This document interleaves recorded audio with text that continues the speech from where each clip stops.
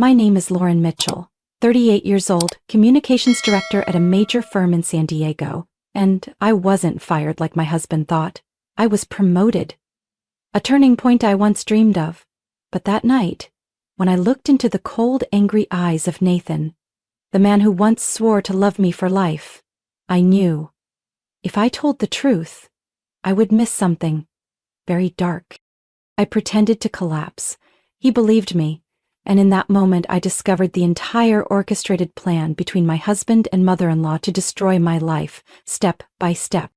Have you ever been trapped by the very person you trusted most and they smiled as you walked into it? If you've ever felt dismissed, replaced, or quietly cornered, leave a comment. Hit like, subscribe to the channel, and follow along as I continue uncovering the truth and rising back up in a way no one saw coming. Because the real story has only just begun. I still remember clearly the first time I met Nathan. He wasn't remarkable, a structural engineer with messy hair and a dusty pickup truck, but there was something in his eyes that made me feel safe. At the time, I was a temporary communications assistant at a small company, earning barely enough to cover rent without working overtime. And he always said, "You're going to get the position you deserve." I don't doubt it for a second. I fell in love with Nathan because of that unconditional belief. The early years together weren't always easy, but we endured it together, eating instant noodles when paychecks were late, staying up late to tape my presentation drafts on the living room wall. He once drove over 3 hours just to bring me the USB I'd forgotten on a work trip. And on the day I got my first promotion to manager, Nathan was there, holding me tight in the elevator on the 17th floor, as if I had just reached Everest. We got married after 4 years of dating, no big wedding, just a small ceremony on the beach, a few close friends, and the golden sunset pouring over the simple rental wedding dress I wore for the day. At the time, I thought, I chose the right person. But then Nathan's father suddenly passed away from a stroke. That happened 3 years after we got married, and I swear, from the moment we read the will, Nathan was no longer the man I used to know. His father left him the old house in Santa Barbara, a 2-story wooden home with a red tile roof and a balcony overlooking the Lavender Hills. We had been there a few times when his parents were alive, usually on weekends, grilling in the backyard and arguing over which sauce tasted better. But after he became the owner, Nathan started speaking about the house differently. "This place is my father's legacy. I don't want to change anything. We should keep the old wooden floors. You know my mom's taste." At first, I didn't mind. Everyone gets sentimental about childhood memories. But then Vivian Carter, my mother-in-law, started showing up more often. I didn't hate her, she just always made me feel not enough. Vivian was the type of woman the whole town respected. Head of the church women's group, coordinator of community fundraisers, writer for the monthly church magazine. She dressed neatly, spoke gently, but her gaze always felt like it was measuring someone's morality. And I knew I wasn't part of the standard she had in mind. From the first time we moved to Santa Barbara, I noticed strange signs, at first just passing comments. "Lauren, baking at home is also a way to show love to your husband." Nathan's mom never stayed out past 5 p.m. "Men need to feel like they're leading. Don't make him feel small." I tried to smile, tried to be patient, but every time Nathan heard those comments, he stayed silent. No defense, no disagreement. I started feeling like an outsider in the very house we once dreamed of together.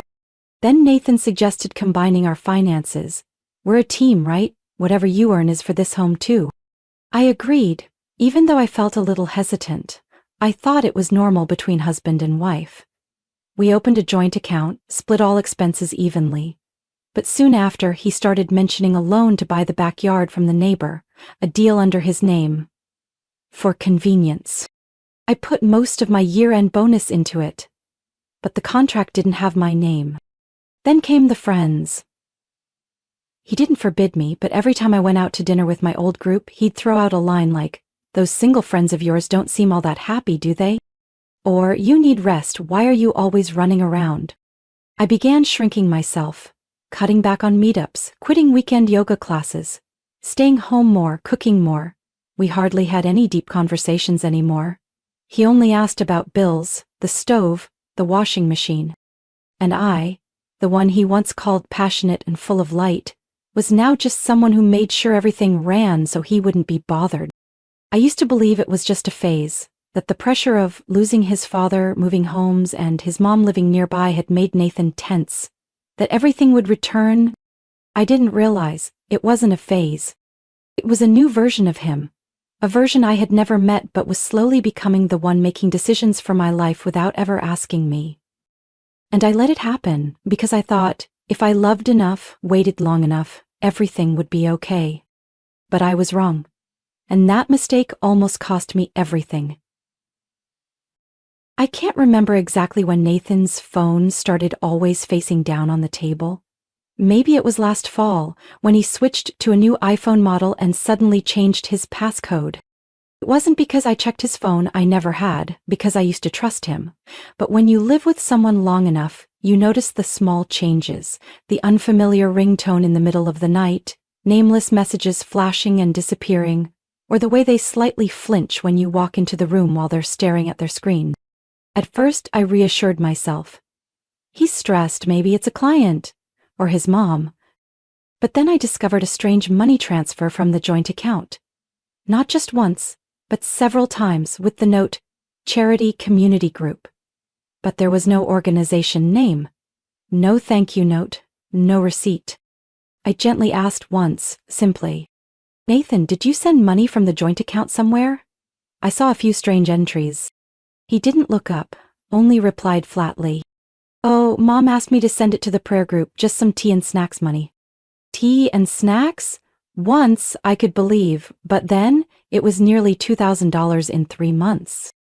And then there was the topic of children. We had a very clear agreement. No kids.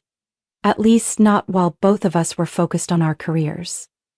But lately, Nathan kept repeating lines like, "Don't you think it's time we thought about family? If it's always about work, when will it ever feel stable?"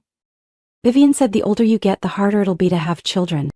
I sat silently in the kitchen, listening to my husband repeat his mother's words like they were gospel truth, as if we had never had that 3-hour conversation in the living room 2 years ago, when we clearly agreed we wouldn't have children unless we were truly ready. I started to feel like I was being changed without being asked. The house I once loved, with its large windows facing the hills and the kitchen where I had picked every cabinet handle, was no longer a place I wanted to come home to.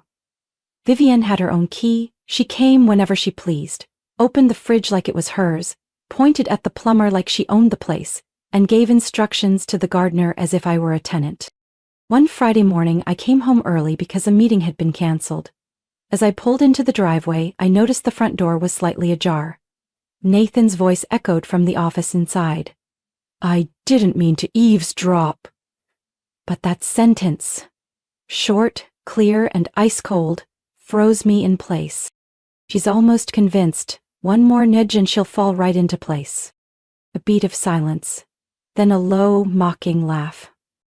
I stepped back, gently shut the car door, and pretended I had never come back. But the entire afternoon my head was spinning. Was I she? Convinced of what? And what was the push? That night, Nathan smiled at me across the dinner table. He asked, "Why do you look so serious?" I gave a soft smile. "I was just thinking, maybe I should take a break from work." His eyes lit up, a flicker of relief passed through what looked like a casual glance. I knew I had guessed right. And that moment, I began collecting the truth. I dug through old emails, contribution receipts for the house I had sent him, and copies of interior design contracts with my signature on them. I bought an external hard drive and began backing up every document related to our finances, the house, and investments. I recorded conversations whenever Vivian came to the house. I texted Monica Green, my college best friend, now a personal and marital assets attorney in San Diego. "Monica, I need to see you, it's urgent." "Is it what I think it is?" She replied with just 3 words. "Don't sign anything." I didn't sign. I didn't speak either. I clung to every piece of evidence like a soldier quietly preparing for a war the enemy still thought they were winning. I still smiled when Nathan hugged me, still nodded when Vivian asked if I'd reconsidered having children. But each night, after the house fell asleep, I sat in the office, reviewing every file, every recording, every bank statement. I didn't cry anymore, because I knew this pain was turning into a weapon, and when the time came, I would use it, so no one would ever again dare call me a burden to be replaced. It was a Wednesday afternoon. My important meeting was canceled at the last minute due to a technical issue with the client. I didn't tell anyone, just turned the car toward home out of habit, feeling a quiet sense of joy. The thought of a peaceful afternoon, brewing a cup of chamomile tea, reopening the draft of my unfinished speech, it all made me feel lighter after weeks of tension. But as I stepped onto the porch, my hand touching the wooden door handle, I heard soft laughter coming from inside, Nathan's voice, and another woman's, older, sharp, familiar. Vivian. The door was unlocked, and from inside came footsteps followed by a clear voice. You can't let her linger around this house any longer. She doesn't belong here, Nathan. I gently pushed the door open a crack and crept along the hallway by the stairs. The thick carpet silenced my steps. Nathan replied, his tone flat. I know. But if I push too fast, she'll suspect something. Right now, she still thinks she has a choice. Vivian chuckled, her voice tinged with triumph. Don't overestimate Lauren. Women like her, half smart, educated, yes, successful, sure, but they have no idea where real power lies. I gripped the banister, my lips pressed so tightly they turned white. Elisa is ready, she continued. She's the perfect choice. Quiet, humble, obedient, not like the kind who's always in meetings, giving speeches, appearing on TV like Lauren. I heard Nathan sigh. I know, Elisa told me last week. The little boy started calling me Daddy. My whole body went cold. Elisa. I had met her a few times, always brief encounters at church or during events hosted by Vivian, a gentle woman with a soft voice, always in long floral dresses, always bowing her head politely when greeting me. I had never seen her as a threat, and I had no idea that the divorced single mother was being prepared to replace me in the very home I once called my own. Vivian lowered her voice, but not enough for me to miss it. She's over 35 now. People are starting to whisper. No children, no real contribution to the church. I told the women's group, if Lauren truly loved you, she'd step aside on her own. We just need to add a little more pressure. I don't know if accusing her is the right move, Nathan hesitated. You don't have to do anything, let me handle it. I already told Pastor Hall there are signs Lauren may have committed financial fraud at her company, just suspicions, but in this town, suspicion is enough to cast someone out. I bit my lip until I tasted blood, but Vivian didn't stop. Her tone sharpened like she was chairing a secret council meeting. And if that doesn't work, we still have one final card. Infertility. I clenched my hands so hard the knuckles turned pale. She had an abortion before, didn't she, before the wedding? Mom! I'm not sure, I never asked. You don't need to be sure. People don't need proof. Just enough believers. If necessary, I'll say she told me during a private prayer session. Don't you think people will believe me? At that moment, I no longer felt like I was hiding behind the staircase. I felt like I was standing in the middle of a courtroom, being sentenced by people cloaked in morality, yet stripped of all conscience. I forced myself to breathe, to stay silent even though my throat tightened. Every word they said drove another sharp thorn into the trust I once placed in my husband. I heard the clink of a glass set down. Nathan spoke slowly, as if weighing options. So, what do we do about the house if Lauren refuses to leave? Vivian answered without hesitation. Sell it. You have the right. I've already contacted a broker. They're ready to move. Once she loses her job, once her name is dragged through the mud, she'll have nothing left to cling to.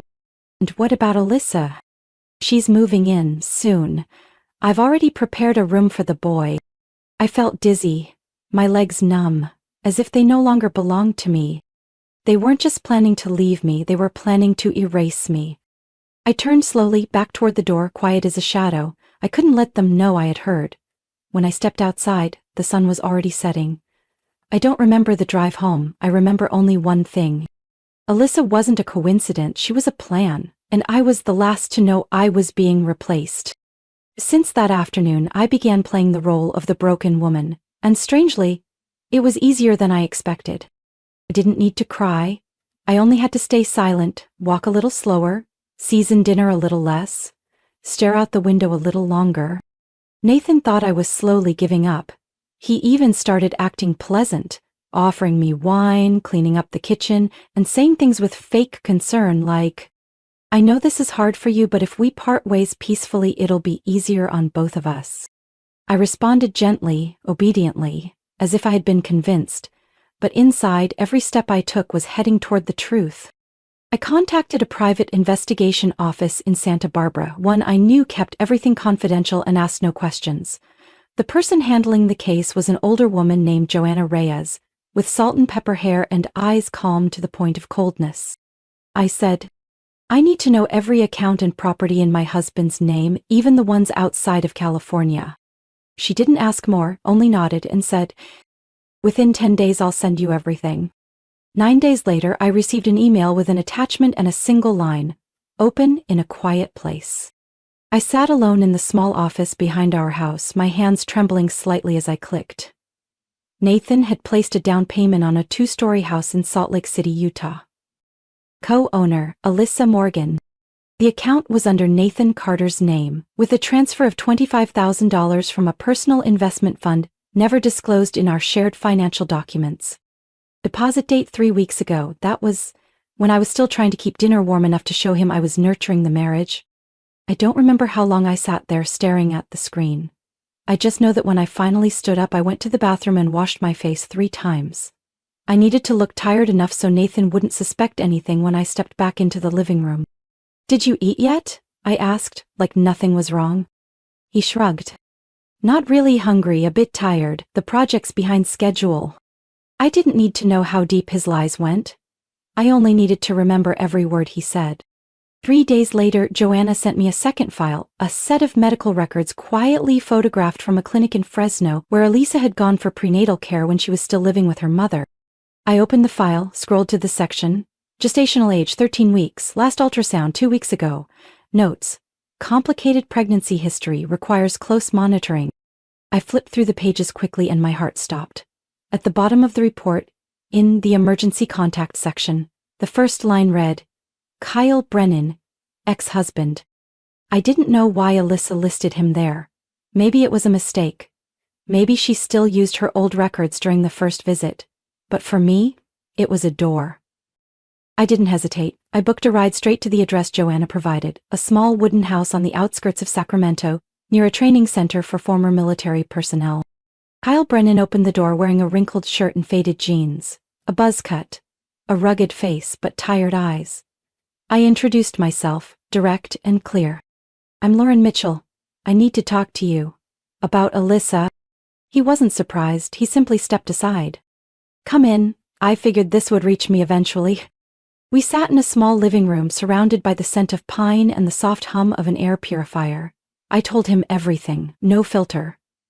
About Nathan, my mother-in-law, and the plan to build a replacement family with Alyssa at the center. Kyle listened without interruption. When I finished, he rested his arms on his knees, looked up at me and said, "You know the kid's not Nathan's, right?" "But Nathan doesn't." He let out a dry laugh. "Alyssa, she's always calculating, blamed everything on me during the divorce, said I was controlling, abusive. Meanwhile, I was the one working double shifts, sending my full paycheck so she could take church youth leadership classes. I stayed silent. I wasn't there to dig into their past. If this ends up in court, and I need a witness, would you testify?" He looked at me, long enough that my heart skipped a beat. "I'm not doing this for revenge. I don't hold anything against Alyssa anymore. But if there's a woman out there being replaced by a lie, I don't want to stay silent again." "Thank you, I'm not sure I'll need it. But I need to know I'm not alone." Kyle stood and poured me a glass of water. "You're not alone, Lauren. Trust me. You're not the first woman Alyssa's led into her maze. But maybe you're the first one who knows how to find the way back out." I left Kyle's house at dusk. As the car rolled along the darkening road between rows of trees, I looked up at the deep purple sky and realized, this fight wasn't about saving a marriage anymore. It was about saving dignity, the truth, and myself. I filed for divorce on a Monday morning, under a gray sky that seemed to understand exactly what was happening. No dramatic announcement, no emotional posts. I just walked into court, filed the papers, and signed with a firm stroke. I didn't need to shout to the world that I had been betrayed, because what I needed wasn't pity. It was a clear, written record of the truth. Monica filed the petition on my behalf. Soon after, she sent a copy to Nathan's legal team. The response didn't take long. Just 2 days later, I received an official reply. Nathan Carter formally contested the division of assets, claiming the house was inherited property and not subject to marital ownership. No surprise, I had expected that. His attorney's name was Richard Mendez, a middle-aged man with slicked-back hair, always in metal-rimmed glasses, speaking in a rehearsed tone like he was reading from a script. The first hearing, he began with a sentence that sounded polite but carried sharp implication. My client hopes for an amicable separation, without conflict or unnecessary harm. He respectfully requests that his former wife vacate the home as soon as possible to preserve both parties' reputations. Monica didn't respond right away. She simply slid a thick folder to the center of the table and said, lightly as a breeze, "There's plenty to discuss about reputations, but for now, we'd like to confirm a few facts." She flipped the pages. "This is a copy of the joint account statements over the past 7 years, clearly showing Ms. Mitchell's contributions toward the monthly mortgage." I sat beside her, saying nothing. My hand rested on my cold palm. Monica continued, her tone calm but sharp as a blade. "Here are receipts for furniture purchases made under her name. Kitchen cabinets from Stonehill, imported Italian leather chairs, the commercial-grade washer she selected and installed in 2019. Richard interrupted, trying to maintain composure. "We're not denying Ms. Mitchell made contributions. Nor are we demanding half the house," Monica cut in, a brief smile appearing.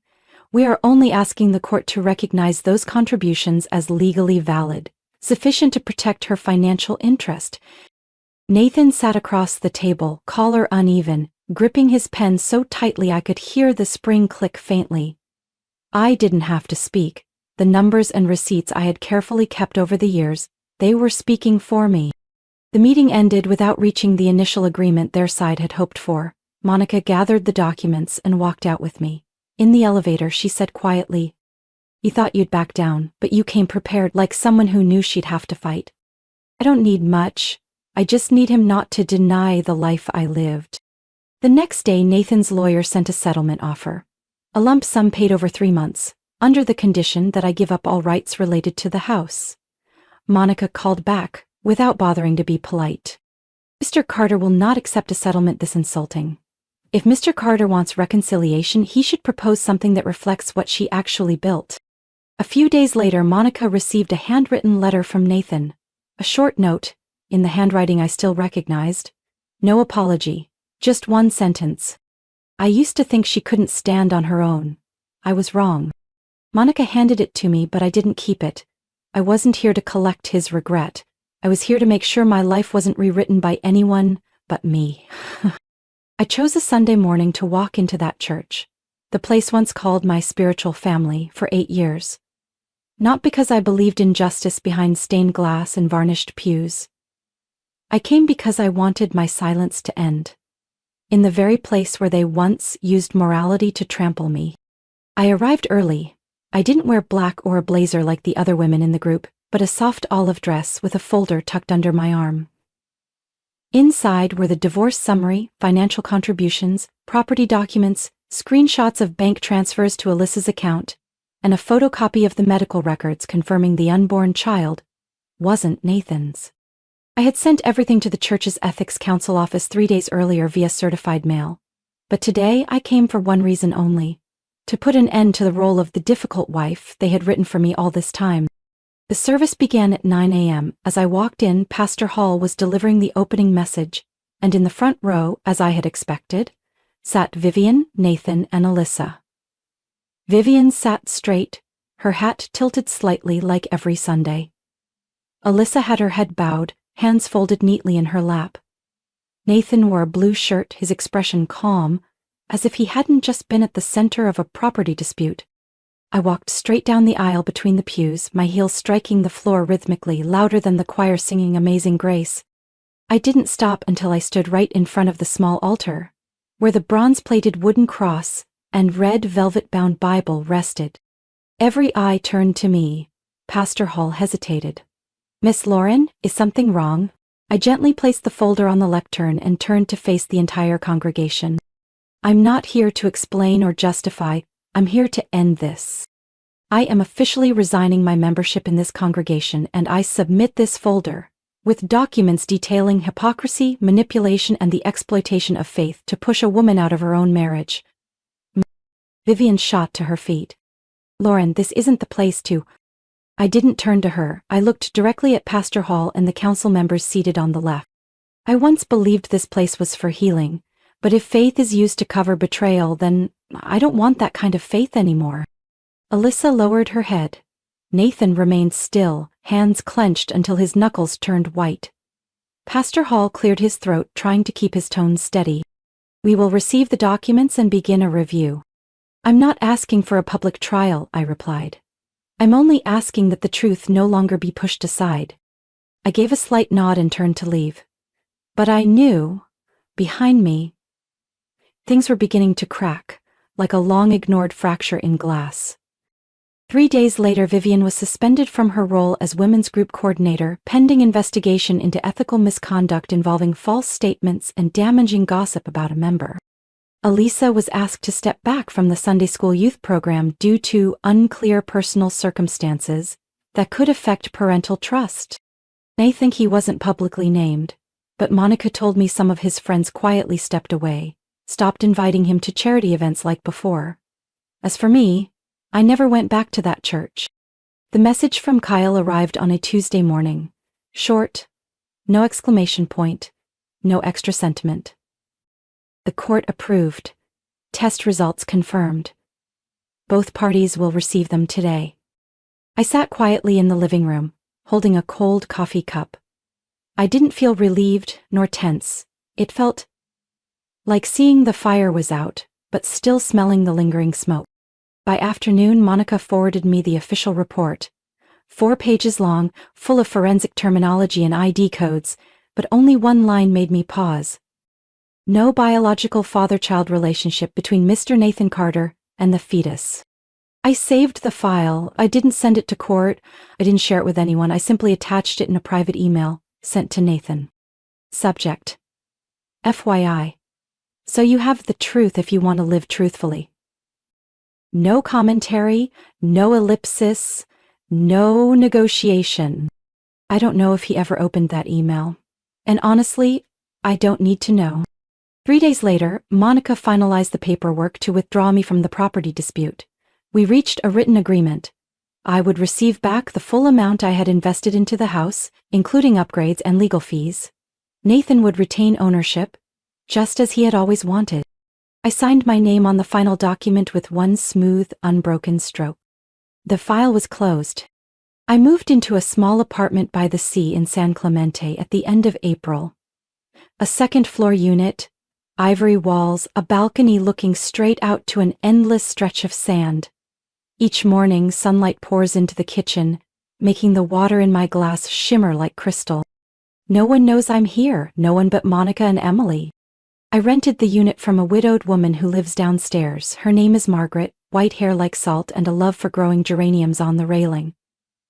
On the day I moved in, she knocked on my door with a loaf of banana bread and said, "I'm not one to pry, dear, but if you ever need a walking partner before the sun gets too harsh, I've got a decent pair of sneakers." "I'll keep that in mind, Mrs. Margaret." I placed my easel by the window facing the ocean.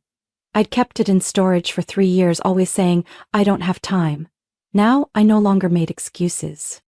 Each morning, I began by touching the brush to color, with no goal in mind.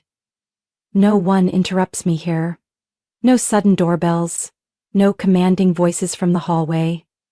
No more loaded questions about whether I'm planning for children yet, or thinking of quitting work to focus on family. I brew coffee the way I like it. Strong, unsweetened, in the green ceramic mug Nathan once called too old ladyish. I walk along the beach each evening, no mask to wear, no role to maintain, and I don't feel alone. I once thought leaving a 10-year marriage would create an empty space too big to fill. But it turns out it made space. Space enough to exhale without feeling guilty. I don't dream of Nathan anymore, or of Alyssa, or Vivian, or the red-roofed house on the lavender hill. I dream of unfinished paintings, unexplored paths, and waves crashing like a wordless song I forgot long ago. No one knows whether I won or lost, and maybe that's what I love most. I didn't leave to get revenge, I left to be reborn. I don't know the exact moment that marked my return. It wasn't when I moved into the new apartment. It wasn't when Monica sent a message saying the case is officially closed. Maybe it was a process. Quiet as the tide, receding little by little, then suddenly rushing back in, carrying a version of me I had never met before. And 1 year after I walked out of my old life, I stood in the middle of a brightly lit room, surrounded by painted walls, and eyes turned toward me. The exhibition was titled Restored. I wanted to acknowledge the cracks that had been mended. Not hidden, not painted over, but present, vivid, seen. I chose to host it at a small gallery in Laguna Beach, big enough to hold the work, but not so grand that ordinary women would feel hesitant to step inside. The first piece hanging by the entrance was an abstract scene, layers of gray torn apart and stitched back together with red thread. No one knew, but it was my emotional map through 12 years of marriage. All profits from the opening night were announced to go toward the Restored Fund, a grant supporting legal aid and temporary housing for women going through financially controlled divorces. Standing in that space, I saw Monica approaching, cream coat white wine in hand. Still the same strong presence, but her eyes were softer today.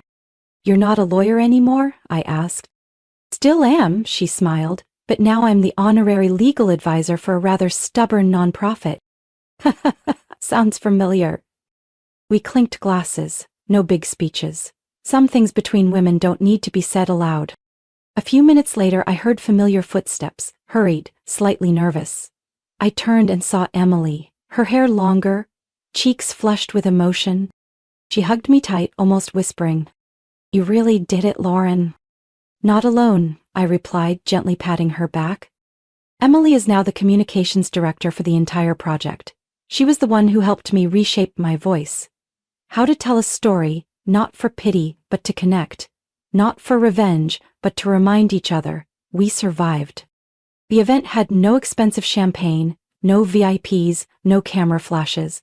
But every woman who walked in read the captions beneath each painting, occasionally wiping a tear or smiling faintly. That was the success I wanted to hold on to. In a small corner, I overheard a whispered exchange. I heard Nathan Carter is being countersued by his mom and Alyssa. Over that house? Yeah, the deed's in his name, but Vivian claims it's a family legacy and shouldn't have been sold. Alyssa wants damages for being deceived. They were tearing each other apart over the very thing they once used to erase me. And the price of deceit, though late, always arrives. A local magazine reporter approached, asking if I'd be willing to do an interview. "Would you like to share something about your creative process?" I looked around the room. Soft lighting, a quiet presence. I thought for a moment, then replied, "Nothing profound. I just painted the moments I thought I wouldn't survive. And now I'm here. Not to retell a tragedy, but to prove it wasn't the end." He nodded, smiled, then quietly stepped away, as if he understood not every story needs to be picked apart. When night fell, I stood alone before the final painting, a white canvas with nothing but a single golden crack lined with shimmering gold leaf. A woman behind me asked, "Why is this one empty?" I turned and looked at her. Because some chapters of our lives we're still writing. And maybe that's the most beautiful part. That night, the ocean breeze slipped through a cracked window, carrying the scent of salt and bay laurel from the balcony. I was sitting in my private studio, a small room I had converted from a guest bedroom, where warm yellow light touched each painting, each old stain on the oak desk. A glass of red wine sat beside the speaker. The jazz track I used to play back in Santa Barbara was on, blue and green. The melody drifted like silk, weaving through every thought. I had no plans for the evening. No one to meet, no emails to answer, no calendar reminders, just me and silence in its truest form. I don't write memoirs. I don't do long interviews. I've turned down every article asking about the past, about my inspiring story. On the desk, among brushes and sketchbooks, was a handwritten letter. The paper slightly yellowed, the handwriting tilted, deliberate. Thank you for giving me a chance to speak. Not everyone lets others tell the truth, especially when the truth doesn't serve their victory. I wish you continued strength, but more than that, peace. Kyle Brennan. I read it for the third time, then folded it, carefully placing it into the old wooden box in the corner of my desk. The one where I keep things not needed for work but too important to throw away. On the lid, a line I had carved myself. Evidence isn't meant to hurt anyone, it's meant to protect yourself. I used to think justice meant making someone bow their head in shame, but now I understand. Some victories don't need acknowledgement. They just need you to no longer need an apology. I poured a little more wine, stepped out onto the balcony. The night breeze was cool, a salty tang on the tongue. Below, the sand shimmered with scattered light from nearby homes. In the distance, a child laughed from one apartment. A small dog barked once, then fell silent. I leaned against the railing, still holding my glass, eyes scanning the star-filled sky. I didn't wish for anything. I didn't remember anything. I simply felt like I was exactly where I needed to be, at the right moment, in the life I chose for myself. Emily once said to me during a team meeting, "You don't know this, Lauren, but when I saw you standing on stage at the opening of Restored, I thought, that's someone they no longer recognize." I didn't reply, but inside I knew she was right. Not that I became someone else, I just stopped letting others rewrite me the way they wanted. Vivian, Alyssa, Nathan, maybe they're still spinning in their own world, maybe they've moved, maybe they're still trying to rebuild something after their plan collapsed. I don't follow, I don't ask, I don't mention them, because I don't live in comparison to them anymore. I think of my mother, who passed away when I was still in college. She used to teach me how to sew and once said, "Some stitches once pulled out can't be sewn back in, but you can use that thread to make something else, stronger, more beautiful, and just for you." Back then I was too young to understand. Now I know. Sometimes the best thing you can do is start over, with the same hands that once trembled. I stepped back into the room and set down the glass. No need to say anything. No need to document anything else. Just the music still playing, and a woman who was once overlooked, now living in peace, in a life no one else can take away. I know that somewhere in what I've just shared, you might see yourself. Maybe in the part where doubts begin, or where quiet truth is gathered. Or maybe at the end, where standing alone no longer feels empty. Have you ever been treated like you were replaceable by someone you loved, someone you once shared a home and a bed with? Have you ever stayed silent, not out of fear, but because you were listening to the truth rising beneath the illusion of peace? If you have, I hope this story gave you something. Not anger or vengeance, but the belief that you have the right to choose yourself, even when others try to strip that from you. I'd love to hear your story. Leave a comment below. Even one line is enough to remind us we're not alone in these seemingly separate chapters of life. And if you'd like to follow more journeys about family truth and the quiet strength of rebirth, don't forget to subscribe, because there are still so many stories waiting to be told. Tonight's story ends with the silence of a small room and warm light, but who knows, the next one might begin with your voice.